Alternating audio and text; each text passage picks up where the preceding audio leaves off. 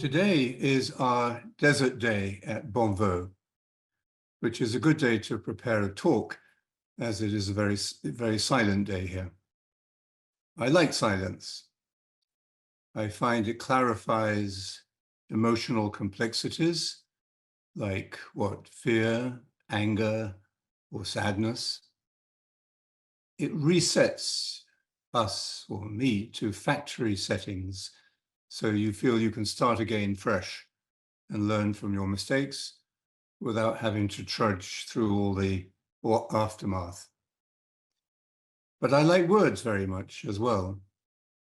And I especially like the mantra, which we began last week, and which I hope you are becoming friends with.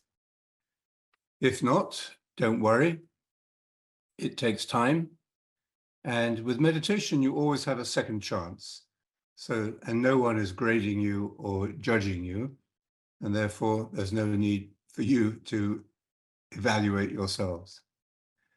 To understand what any word means, I usually go to an etymological dictionary, which is just behind the rows there, to find its most ancient roots. Every word has a long history, and it probably has changed its meaning hugely over the millennia. The word individual, for example, originally meant undivided from. So if you were an individual, it meant you were undivided from something. Today, when we use the word individual, it means the opposite. It means standing out or separate from the whole. Which is right?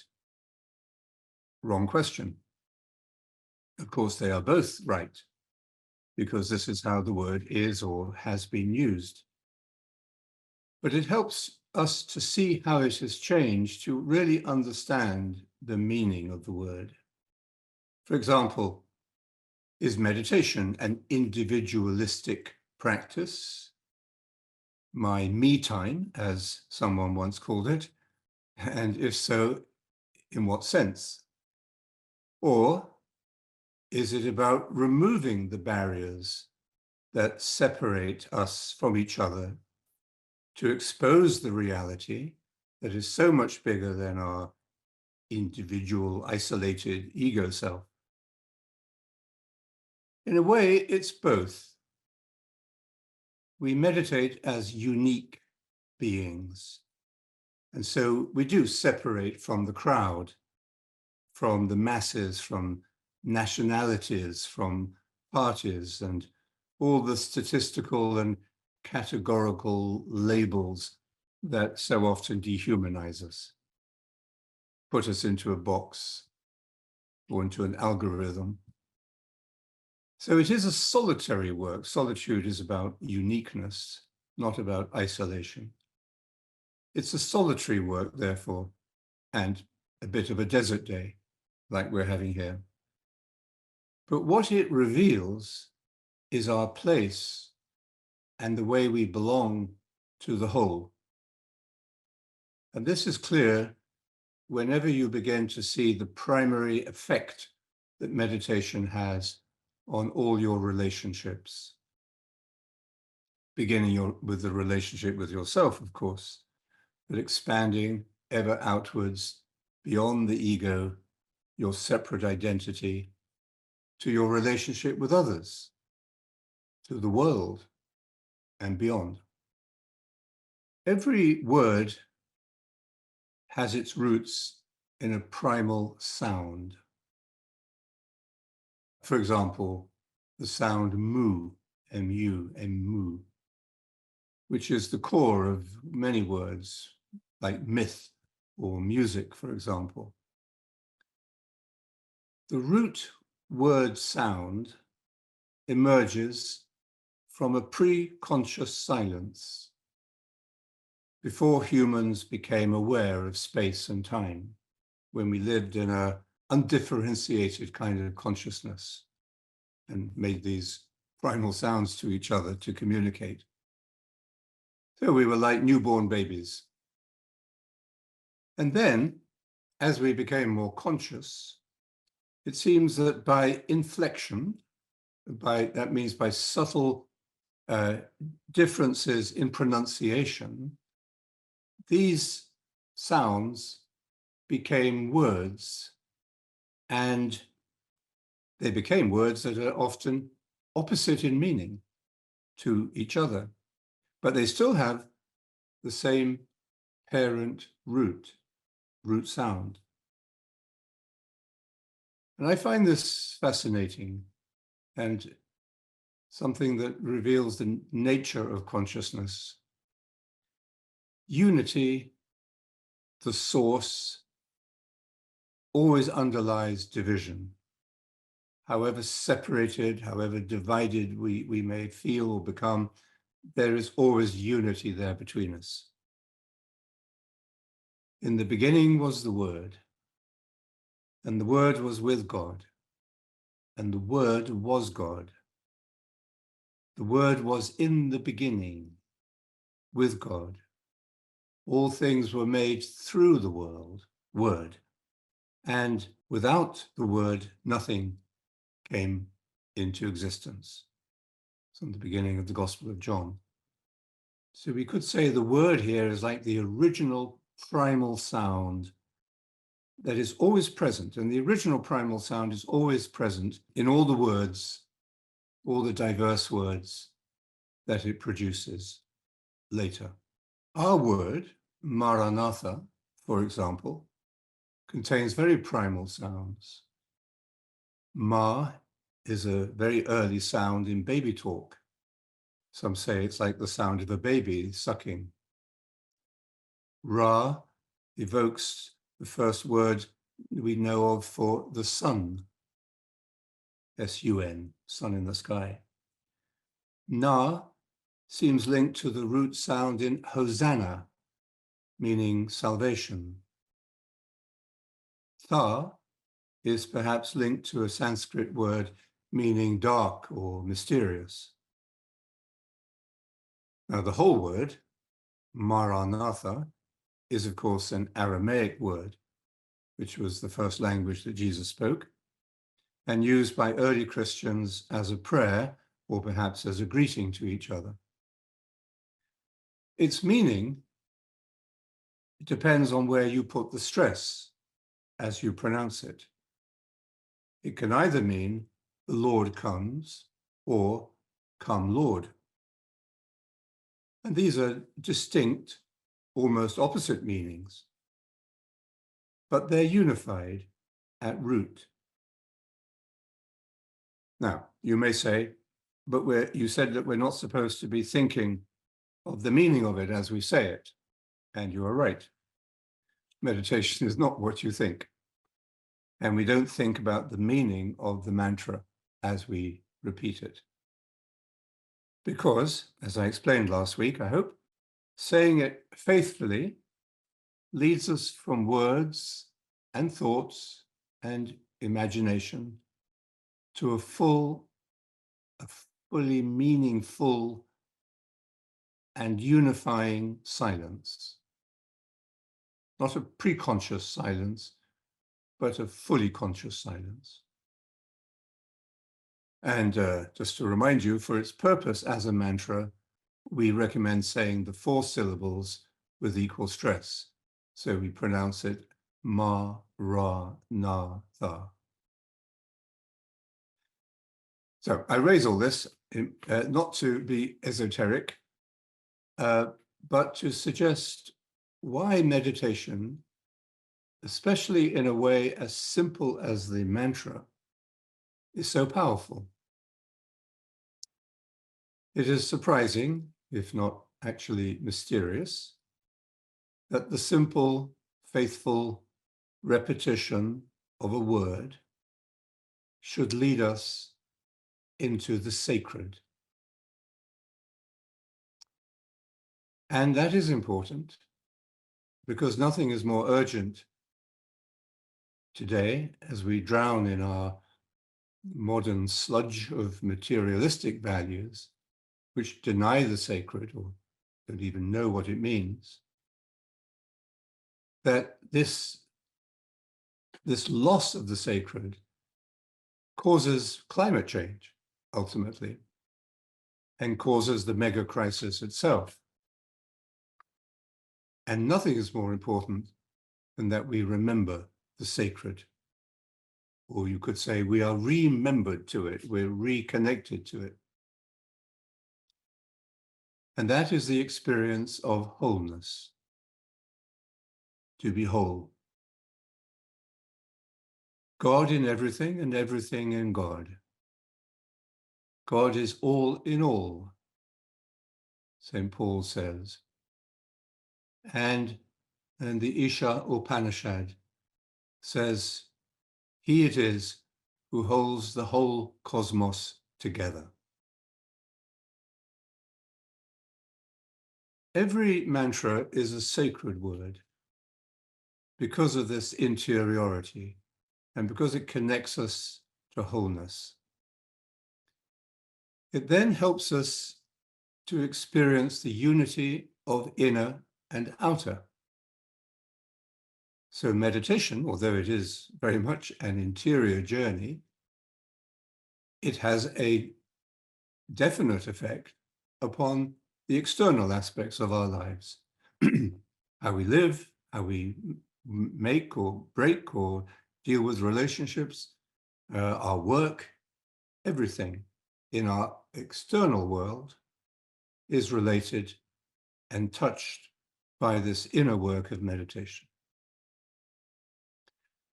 That's actually, as an aside, that's why I cringe when, after a retreat or something like that, when I hear the mantra being used as a joke. For example, when there's a group photo and somebody says, say cheese, and then some wit in the group shouts out the mantra, say the mantra.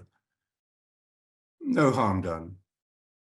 But I always find it sad because it seems to not get the sacred quality of it all. Anyway, I hope this has helped suggest why what we are doing when we meditate is something universally sacred. First, it awakens us to the deeper mystery of our own being. And then, as that opens up for us in the inner and the outer dimensions, we can't help but fall into the mystery of God, of wholeness.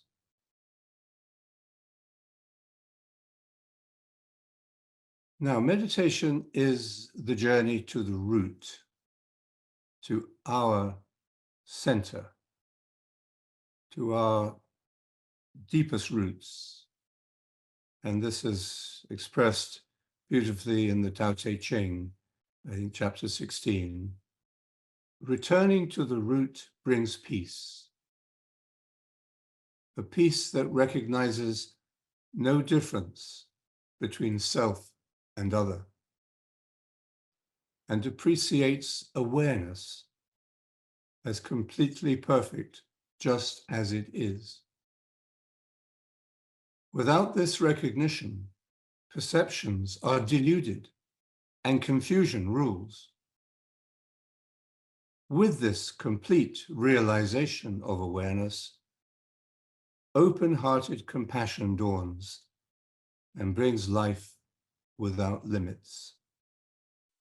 In this original source that we are calling the root, we touch wholeness. And we come to unlimited wholeness through the reconciliation of opposites, of contradictions, of things that we think or feel are irreconcilable. It may be to do with ourselves, or it may be between ourselves and other people. I can never agree with, I can never feel any sympathy or any empathy for that person because they're a Republican or they're a Democrat. So if we seriously seek the lasting peace, the unconditional joy that is not dependent on good or bad fortune, if we're seriously seeking the liberty to love and to be loved, then we need to be healed of all division and to be one, which means simply being fully human, fully alive. And I'm not talking about this just as some kind of ecstatic experience just before the beatific vision. I'm speaking about it as something that unfolds in daily life,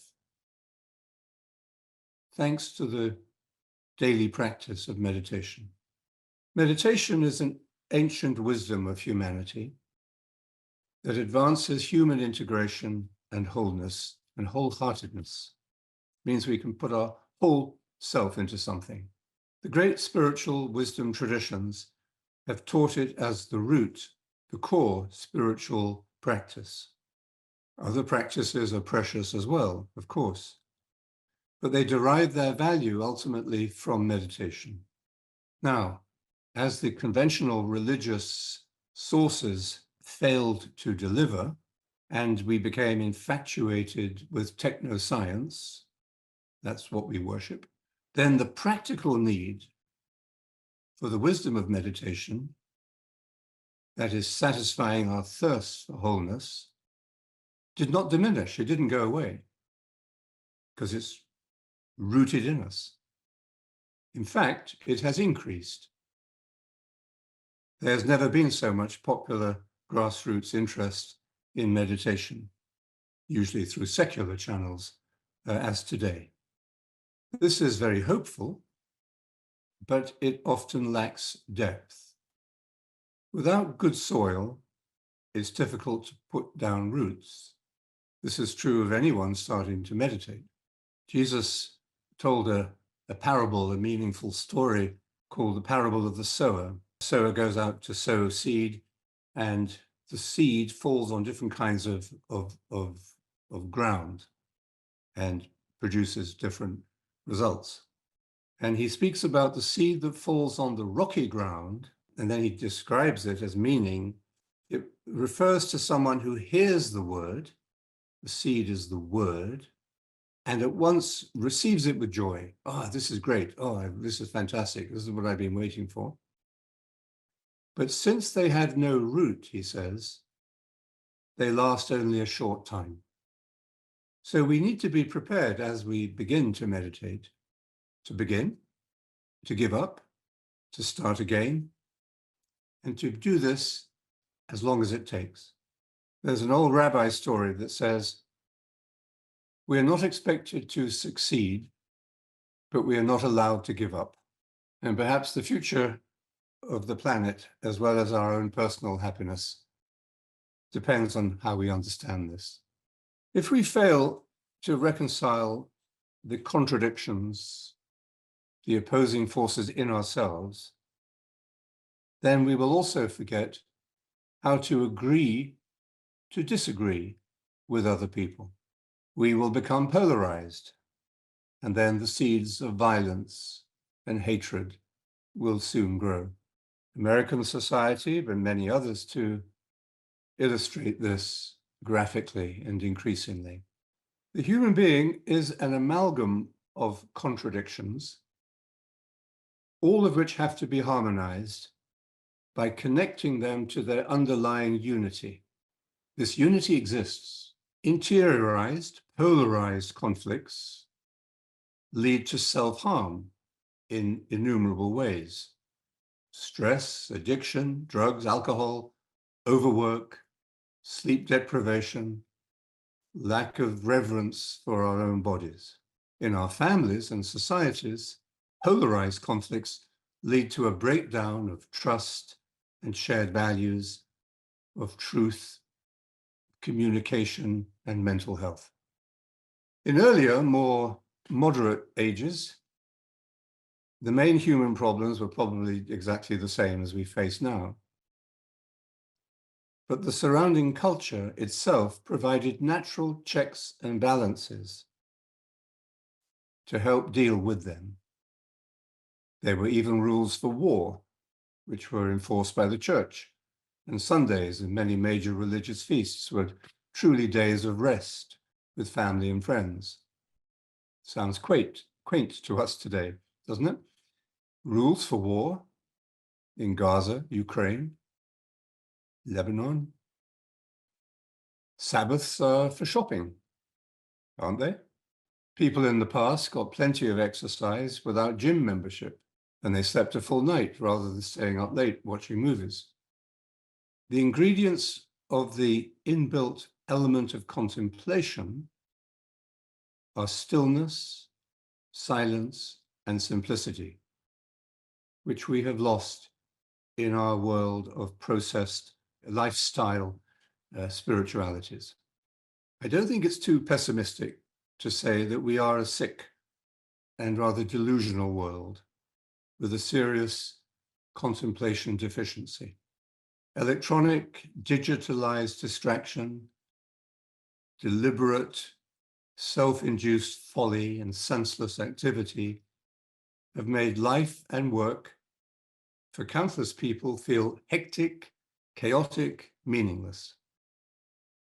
Overactivity creates a chronic imbalance between the two different kinds of attention that our twin brain hemispheres generate and need to integrate. This has made us activists, hyperactivists.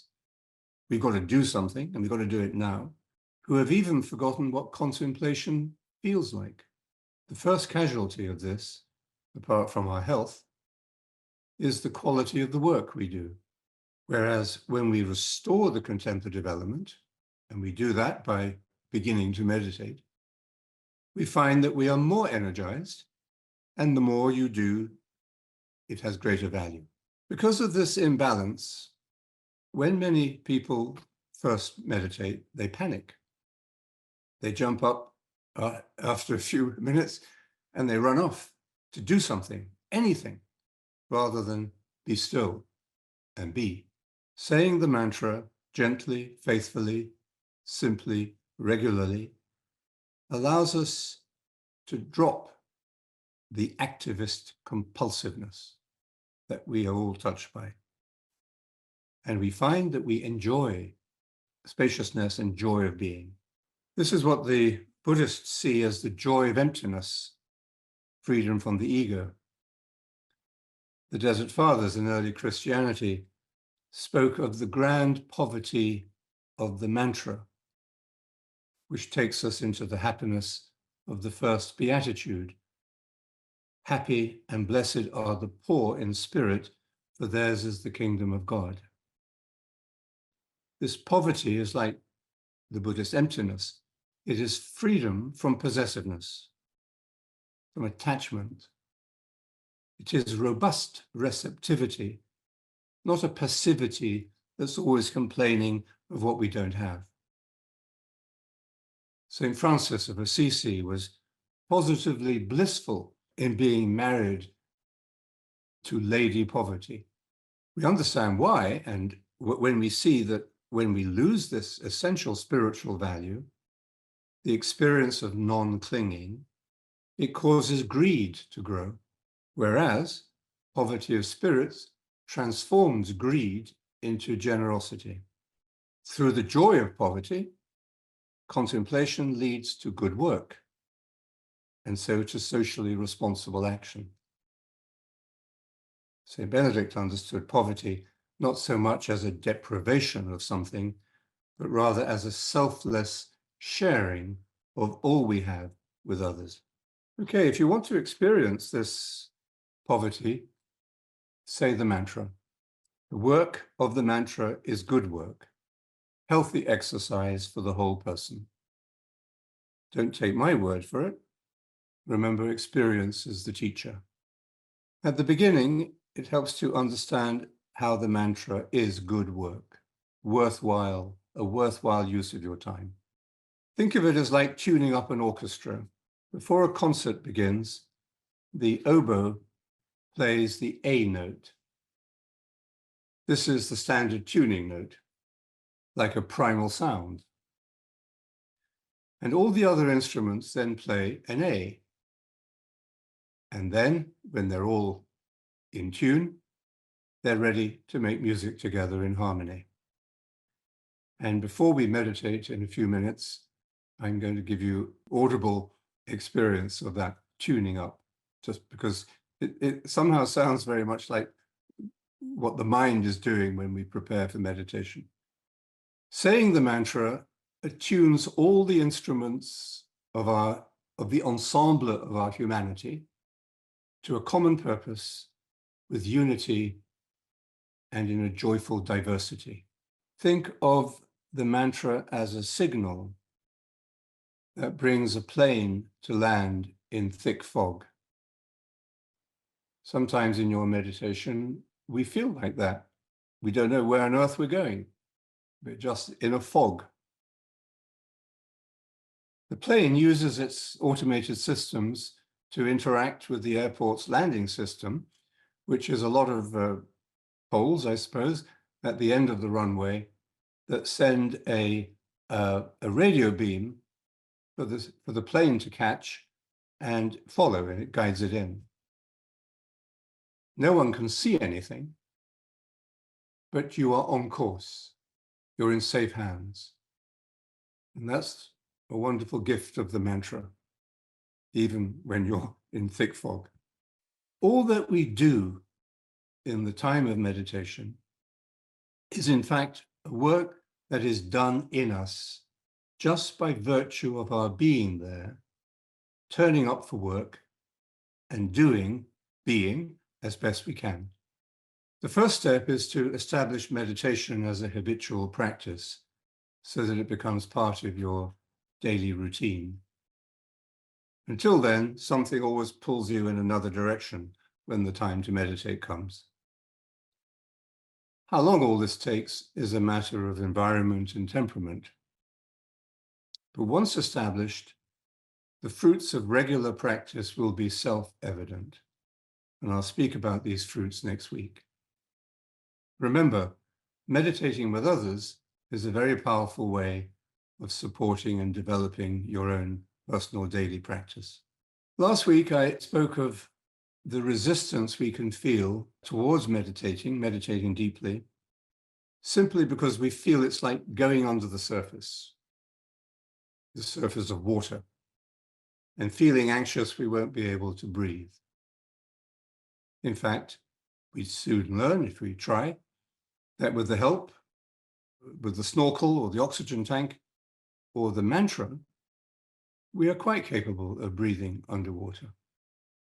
We could also compare it to jumping into the swimming pool or off a diving board. There's often a moment of resistance. Is it going to be too cold? Or is it too high?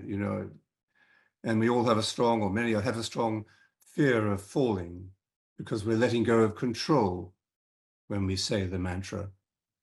And it can feel just like the loss of control we experience when we fall, when we trip and stumble.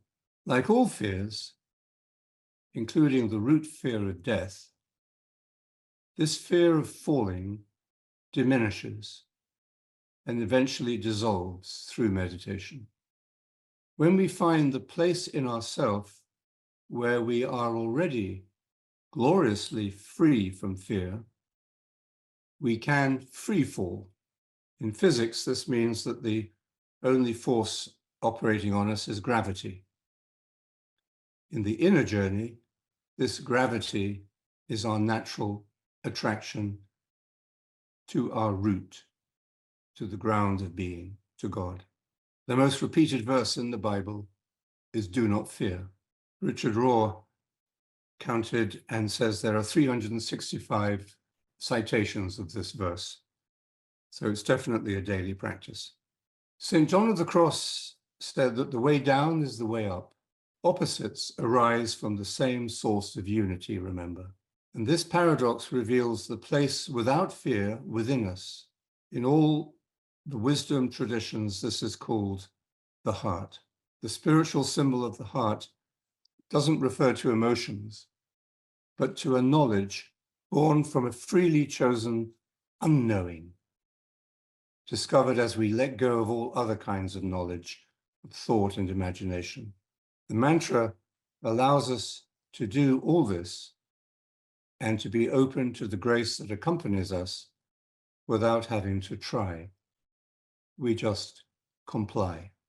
Next week, I'd like to also talk about the kingdom, which is a name given to this heart, this origin, this unity that exists before contraries appear, before there is opposition, to return to which restores us to wholeness. The mantra is a wonderful, simple gift present in the human wisdom tradition everywhere. And the simple, faithful, regular repetition of this word leads us into the sacredness of our own self, and into the meaning of the sacred, our source. And that's the wonder of learning to meditate, and why we can and should always come back to it, which we will do now. So as I said, I'd like to lead into the meditation with a little music. It's just over a minute, which is the sound of an orchestra. Actually, it's from Leonardo's city of Porto Alegre in Brazil. I didn't realize that, but he just told me. And it's the sound of many instruments tuning up out of discordance and hyper-individualism into a beautiful harmony. And that will lead us into our time of meditation together.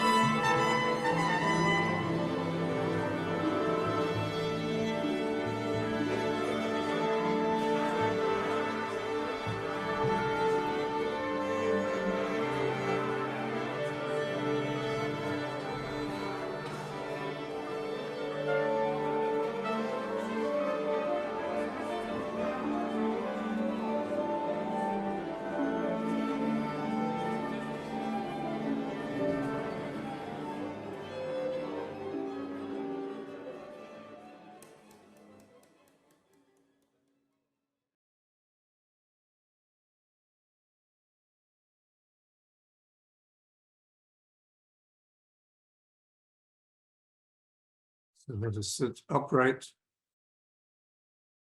relax our shoulders, sitting with our feet on the ground, hands on our lap or on our knees.